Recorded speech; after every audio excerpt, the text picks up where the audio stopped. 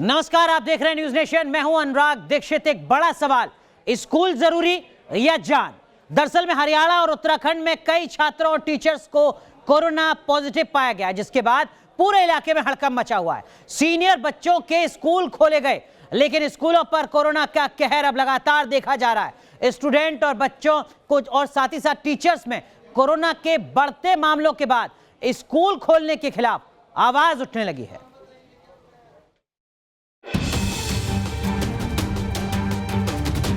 Corona काल में क्यों खुले हैं स्कूल? क्या सेहत से ज्यादा जरूरी है शिक्षा? ये सवाल इसलिए उठ रहे हैं क्योंकि बच्चों और टीचर्स के कोरोना संक्रमित होने के मामलों में खौफनाक इजाफा हुआ है। उत्तर से दक्षिण तक कुछ राज्य ऐसे हैं जहां स्टूडेंट्स और टीचर्स पर कोरोना का जबरदस्त अटैक हुआ है। सबसे ज्यादा मामले हरियाणा से सामने आए। हरियाणा के रेवाड़ी में 9 स्कूलों में 81 बच्चे कोरोना पॉजिटिव पाए गए हैं। जींद में 11 बच्चे और 8 टीचर्स में कोरोना की पुष्टि हुई है। हरियाणा के जींद में 15 दिन के लिए स्कूलों को बंद कर दिया गया है और स्कूलों को अब सैनिटाइज किया जा रहा है। जिस एक पर्टिकुलर स्कूल में अभी बच्चे मिले हैं, उन सब बच्चों को आइसोलेट कर दिया गया और हमारा हेल्थ डिपार्टमेंट उसका ध्यान रखे हुए स्कूल को भी बंद कर दिया है सैनिटाइज करने के लिए। और इसी कड़ी में जो भी स्कूल इस वक्त फंक्शनल हैं, उन स्कूलों के बच्चों के भी टेस्टिंग की जा रही है। उत्तराखंड के स्कूलों पर भी कोरोना का कहर बरपा है। यहाँ सबसे ज्यादा पौड़ी जिला प्रभावित हुआ है। पौड़ी में 80 टीचर कोरोना पॉजिटिव पाए गए। 5 दिन के लिए स्कूलों को अब बंद कर दिया गया है। पौड़ी में कोरोना के कहर से पूरे उत्तराखंड में हड़कंप है। स्कूलों में खास एहतियात बरती जा रही है। मैं इस वक्त एक निजी स्कूल में मौजूद हूं और आप देखिए, जो बच्चे करीब 6.5-7 महीनों से घर पे पढ़ाई कर रहे थे, अब वो अपने क्लासरूम में पहुंचे हैं और अपने दोस्तों के साथ अब वो क्लास में अपने लेक्चर अटेंड कर पा रहे हैं। बच्चों और टीचर्स में कोरोना का सबसे ज्यादा आंकड़ा आंध्र प्रदेश से सामने आया है। इस आंकड़े ने हर किसी को डरा दिया है। आंध्र प्रदेश में 829 टीचर और 575 छात्र कोरोना पॉजिटिव हैं। यहाँ 2 नवंबर को स्कूल खोले गए थे। स्कूल में कोरोना के बढ़ते कहर से हड़कंप है। आंध्र प्रदेश में तो एक हफ्ते के अंदर कोरोना के इतने ज्यादा मामले सामने आए हैं कि कोरोना काल में स्कूल खोलने पर बहस हो रही है। प्रशासन के फैसले पर सवाल उठाए जा रहे हैं। Team news nation. तो ऐसा नहीं है कि इस तरीके के डराते हालात सिर्फ हरियाणा या फिर उत्तराखंड में, देश के अलग अलग हिस्सों से इसी तरीके की डराने वाली तस्वीरें सामने आ रही हैं। अब आपको 3 तस्वीरें दिखा रहे हैं उत्तर प्रदेश की। नोएडा, गाजियाबाद और गोरखपुर, 3 जगहों की ये तस्वीर आप देखिए। इन जगहों पर स्कूल खुले हुए हैं। गाजियाबाद में स्कूल तो खुले हुए हैं, लेकिन कोरोना के खतरे को देखते हुए ज्यादातर छात्र अभी स्कूल आने से हिचक रहे हैं। नोएडा में भी क्लासरूम खाली हैं, वहीं गोरखपुर की क्लासरूम में सोशल डिस्टेंसिंग लगातार गायब नजर आ रही है। 3 तस्वीरें आपके सामने।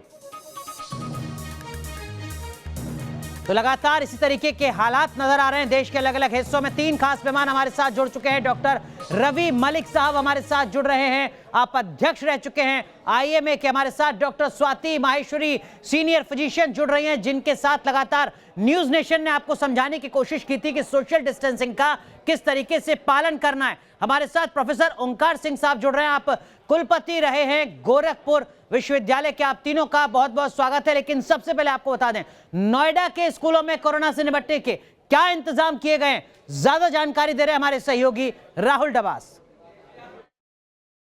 हरियाणा समेत कई राज्यों में बहुत से स्टूडेंट और टीचर्स कोविड पॉजिटिव आए हैं।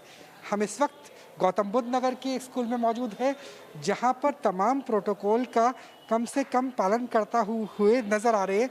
बच्चों की बात करें और टीचर्स भी यहाँ पे मौजूद है। सबसे पहले हम टीचर से बात कर लेते हैं, उसके बाद बच्चों से बात करेंगे कि देखिए किस तरीके से यहाँ पे गोला बनाया गया है, 2 गज की दूरी, मास्क है ज़रूरी, वो तमाम चीज़ें यहाँ पर निभाई जा रही है। हालांकि स्ट्रेंथ की बात करें 100 के आसपास ही बच्चे आ रहे हैं। सर, किस तरीके से प्रोटोकॉल निभाए जा रहे हैं?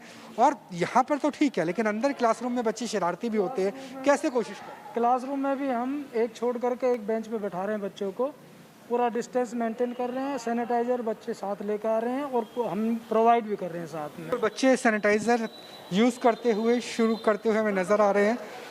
और सीधे तौर पर ये बेहद महत्वपूर्ण है। बच्चों से भी बात कर लेते हैं। बेटा, डर लगता है क्या स्कूल आते हुए? लगता है कि सेफ है, सोशल डिस्टेंसिंग है, मास्क वगैरह? हाँ लगता है, बट सैनिटाइज़र हम बार बार यूज़ करते रहते हैं, जिससे कि ये इसका थोड़ा डर कम रहता है।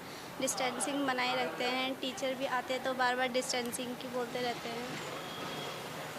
बेटा अगर वॉशरूम की बात करें, क्या वो साफ़ सुथरे रहते हैं, क्योंकि वहाँ से भी कोविड का संक्रमण फैलने का खतरा रहता है?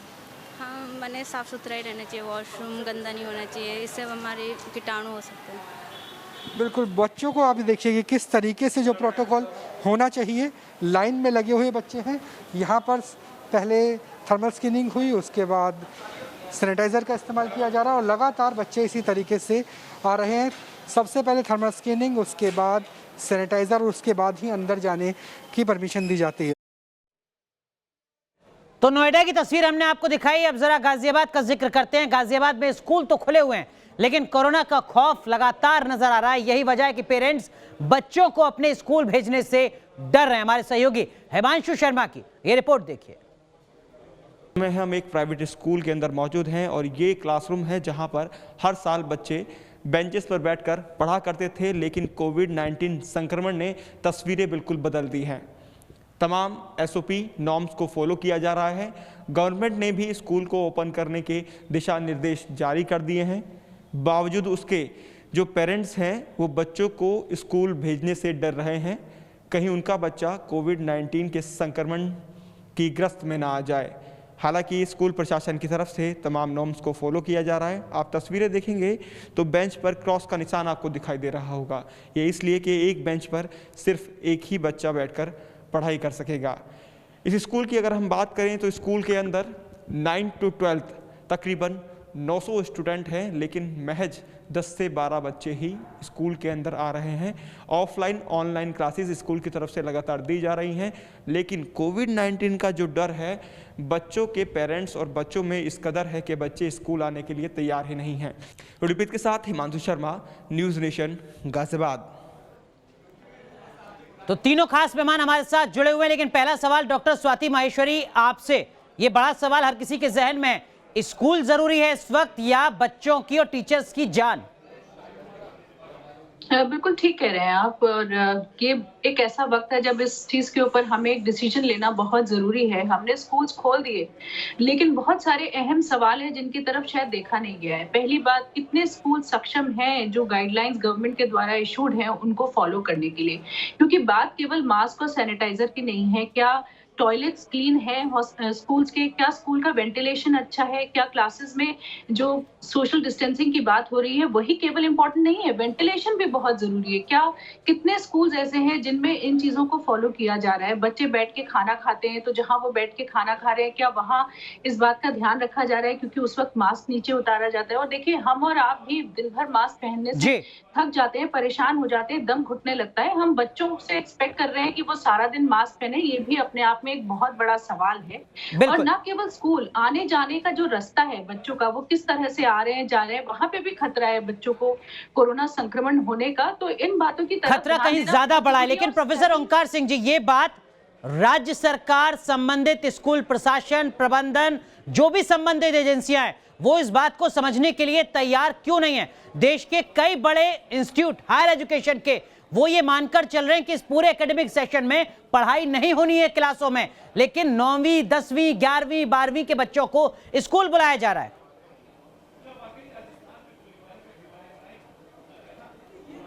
क्योंकि ये साल तो ऑलमोस्ट प्रोफेसर ओंकार सिंह जी, आपने बहुत सही बात कही है। ये जो स्कूल खोलने की जो बात है, शायद आप मुझे सुन पा रहे हैं? जी बिल्कुल, कहिए। जो आपने जो पूछा है मेरे से कि स्कूल खोलने में जल्दबाजी क्यों की गई, ये वास्तव में समझ से परे है। क्योंकि यदि ये एक्सपेरिमेंट करना भी था तो पहले यूनिवर्सिटीज़ और हायर एजुकेशन को खोल करके किया जाना चाहिए था, जहाँ के बच्चे एडल्ट होते हैं और वो अपनी जिम्मेदारी स्वयं निभा सकते हैं। देखिए, कोरोना तो एक अब ये पूरे विश्व ने स्वीकार कर लिया है कि we have to live with it, हमें इसके साथ में ही रहना है। तो जो नया नॉर्मल, जिसको हम न्यू नॉर्मल बोलते हैं, उसके अंतर्गत सभी को प्रिकॉशंस लेने हैं, सभी को सतर्कता बरतते हुए अपने कार्य करने हैं। तो स्कूल के बच्चे थोड़ी कम उम्र के होते हैं, वो नासमझ होते हैं, वो आवेश में आकर के बहुत सारी चीज़ें, जैसे कि उनको सैनिटाइजेशन है या फिजिकल डिस्टेंसिंग है या और जो प्रिकॉशंस दिए गए हैं, उनको वो कहीं ना कहीं नज़रअंदाज कर देते हैं। और इसकी वजह से यदि ये स्कूल खोलने भी हैं तो मेरा उसमें एक सुझाव है जो कि सरकार और जो भी रेगुलेटरी बॉडीज़ हैं वो इस पर विचार करें कि एक जैसे हम लोग संस्थाओं का एक्रेडिटेशन करते हैं उसी प्रकार से एक एक्रेडिटेशन की टीम हो जो कि इन संस्थाओं को कोरोना के लिए ये लोग तैयार हैं या नहीं इस तैयारी का जायजा ले। सर लेकिन जो एसओपी तैयार हुआ है उसमें तो जो हर स्कूल है वो अपने जिले के जिलाधिकारी को रिपोर्ट करेगा, वो बताएगा, एक तरीके का डिक्लेरेशन देगा कि देखिए साहब हमारे यहाँ पर पूरा इंतजाम है, कोई समस्या नहीं है, हम एसओपी को फॉलो कर रहे हैं। लेकिन लगता है कि ये सब कुछ कागज पर हो रहा है। शायद यही वजह है डॉक्टर रवि मलिक, उत्तराखंड के एक जिले में एक दो नहीं बल्कि 80 टीचर कोरोना पॉजिटिव पाए जाते हैं। यानी कि वो फैकल्टी जिसकी जिम्मेदारी है कि वो अपने स्कूल में एसओपी का पालन करे, बच्चों को कोरोना ना हो जाए इसका ध्यान रखे, सैनिटाइजेशन की पूरी प्रक्रिया को मॉनिटर करे, वो तो खुद कोरोना पॉजिटिव बैठे हुए हैं। देखिए 2-3 चीजें बतानी बड़ी आवश्यक है इस वक्त। मैं as a child specialist, as a paediatrician मैं बताना चाहूंगा कि बच्चों को प्रोटेक्टेड रखना बड़ा जरूरी है। हमारे को बैलेंस करना पड़ेगा, whether life is more important और एजुकेशन इज मोर इम्पोर्टेंट। इस वक्त हम जिस दौर से चल रहे हैं, जिस तरह से दिल्ली के अंदर भी अगर आप देखें तो आंकड़े काफी ज्यादा, गत 24 घंटे में 131 लोगों की जान गई है, तो हमारे को थोड़ा केयरफुली चलना जरूरी है, खासकर आने वाले 2 महीने के लिए। 2 महीने के अंदर सर्दियां भी आएंगी, सर्दियों के अंदर भी ये वायरस का प्रकोप थोड़ा बढ़ने की अंदेशा ज्यादा है क्योंकि रेस्पिरेटरी वायरस है, साथ में स्मॉग भी बनेगी। और ये सब चीजें मैं आपको बता दूं कि स्कूलों के बारे में मैं आपको एक चीज बता दूं, स्कूल एक बहुत बड़ा ब्रीडिंग ग्राउंड होते हैं इलनेस के लिए। अक्सर देखा गया एक बच्चे को चिकन पॉक्स हुआ, क्लास में गया तो उसने आधे बच्चों को चिकन पॉक्स ट्रांसफर कर दिया, क्योंकि स्कूलों के अंदर उस तरह की प्रिकॉशंस कई बार लेना संभव नहीं होता। एक तो बच्चे नहीं समझ पाते उतना, टीचर्स उतना मॉनिटर नहीं कर पाती और शायद उतनी सुविधाएं भी नहीं होती। सबसे पहले तो हमारे को स्कूलों को 2 भागों में डिवाइड करना पड़ेगा। एक तो कोविड कंपैटिबल स्कूल्स कौन से हैं, क्या वहां पर वो सुविधाएं हैं कि ये कोविड से अपना बचाव भी कर पाएंगे, नहीं करेंगे। जहां पे बेसिक सुविधाएं नहीं है वहां पर वो किस तरह से कर पाएंगे। जैसे स्वाति जी ने भी बड़ा अच्छी चीज बताई है कि वी हैव टू सी कि क्या वो स्कूल संपन्न है अपने इन। सर लेकिन देखेगा कौन ये तय करेगा कि कौन सा स्कूल संपन्न है वो सुविधा के साथ या नहीं है, क्योंकि यहां पर तो सवाल पूरे सिस्टम पर खड़ा हो रहा है। और यही वजह है कि हरियाणा में एक साथ 80-90 बच्चे पॉजिटिव पाए जाते हैं, उत्तराखंड में एक जिले में 80 टीचर कोरोना पॉजिटिव पाए जाते हैं, दक्षिण के अलग अलग राज्यों से जो आंकड़े आ रहे हैं वो तो इससे भी ज्यादा डरावने। जी हां, तो बड़ा सवाल यही है कि क्या स्कूल जरूरी हैं या फिर बच्चों और टीचर्स की जान, क्योंकि देश के अलग अलग हिस्सों में जहां भी स्कूल खोले जा रहे हैं वहां पर बड़े पैमाने पर कोरोना के मामले भी सामने आ रहे हैं। 3 खास मेहमान हमारे साथ लगातार बने हुए हैं। प्रोफेसर ओंकार सिंह जी, एक चीज मैं आपसे समझना चाहूंगा सर, क्या जो पूरा सरकारी सिस्टम है वो मानसिक रूप से तैयार है? क्या उसको एहसास है कि कितना बड़ा खतरा है, किस तरीके से निपटना है, या सिर्फ रस्म अदायगी, सिर्फ औपचारिकता?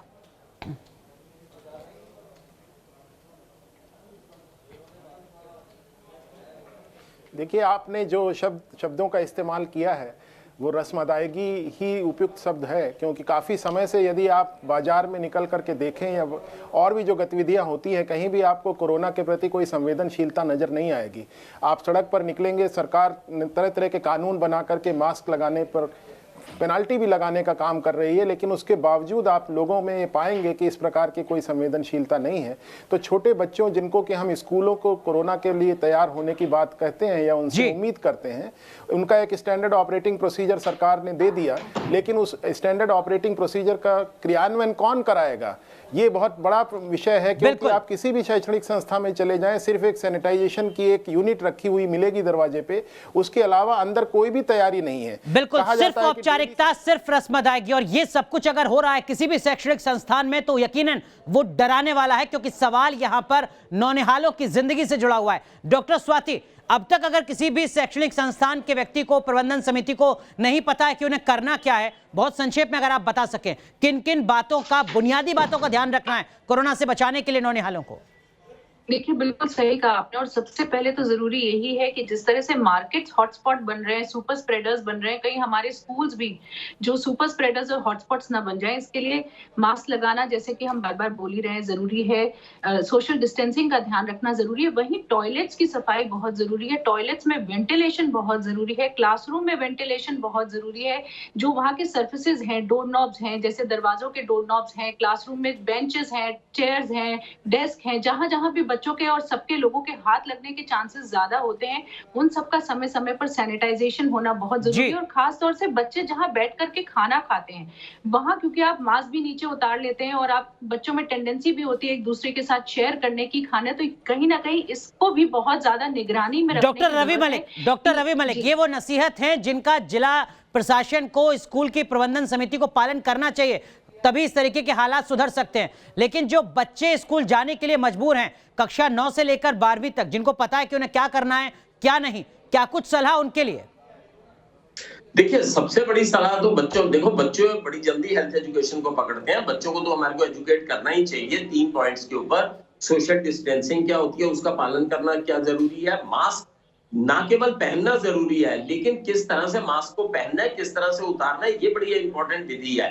मैंने देखा है कि अक्सर बच्चे जो मास्क पहनते हैं वो नाक को कवर नहीं करेंगे, मास्क की बॉडी से ही उसको छेड़ते रहेंगे, उसके साथ खेलते रहेंगे। मास्क एक बड़ी खतरनाक चीज है, उसको किस तरह से पहनना है, कैसे यूज करना बड़ा जरूरी है, और हैंड हाइजीन का पालन करना बड़ा जरूरी है। ठीक है, ये सब चीजें होने के बावजूद उनके ऊपर मॉनिटरिंग होनी बड़ी जरूरी है। बिल्कुल। तो छात्र छात्रा जो स्कूल जा रहे हैं उनके लिए जरूरी बात यह कि वो मास्क जरूर पहने, हाथ को सैनिटाइज करते रहें, धोते रहें। लेकिन बड़ा सवाल यहां पर स्कूल चलाने वाली संस्थाओं के ऊपर है, राज्य सरकारों के ऊपर है। उनको इस सवाल का जवाब खोजना है कि जान जरूरी है या स्कूल। बहुत बहुत शुक्रिया आप तीनों का जुड़ने के लिए और इस महत्वपूर्ण मुद्दे से जुड़ी अपनी राय, सुझाव दर्शकों के साथ साझा करने के लिए। रुक रहे हैं यहां पर कुछ देर के लिए, आप बने रहे न्यूज़ नेशन के साथ।